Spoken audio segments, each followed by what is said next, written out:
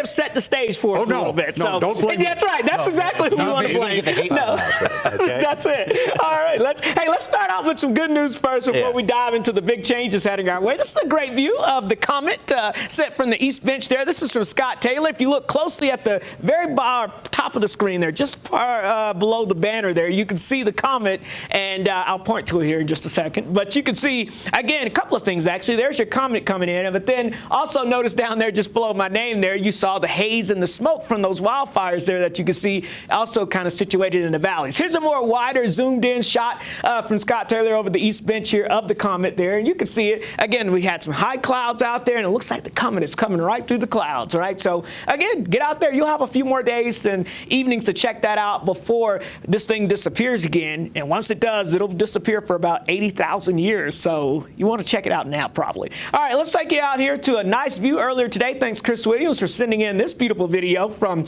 South Jordan of the new Bees Stadium home there. You can see all coming together pretty nicely. Notice a mixture of clouds and sunshine, though, as we look towards the mountain range. It was another spring-like, almost summer-like day out there with more record-high temperatures being set. Downtown Salt Lake City had a new record of 83 degrees. The airport, 83 degrees as well. That was a new record. We had a tie there at the City Creek Water Plant there, and even in Provo, a new record of 83 degrees. So, yeah, record high temperatures still seems to be the common story, and we'll challenge some of those record highs again tomorrow, so more warmth is on the way. Right now, though, we're cooling down. 50s and 60s across a good portion of the Beehive State, still 76 in St. George, but again, these temperatures are cooling down. We've got an upper low basically over St. George. That produced a little bit of moisture over southern portions of the state, especially the southeastern half of the state. A lot of this was high elevation based, so didn't have a lot of rain with it, but some gusty winds with it and a little lightning.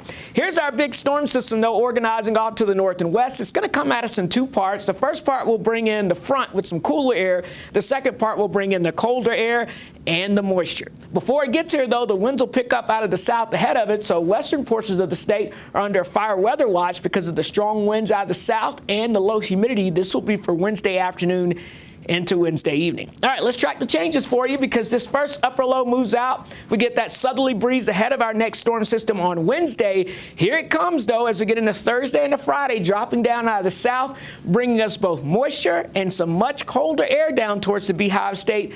And that's going to bring us some big changes, both with our temperatures and a good chance of seeing some precipitation out there, which is good news. So, here's how it plays out with Futurecast as we time it out. Here's the front Wednesday afternoon. We see the clouds on the increase, also those southerly winds. That front kind of oozes on through the area, so we get some scattered showers ahead of the front.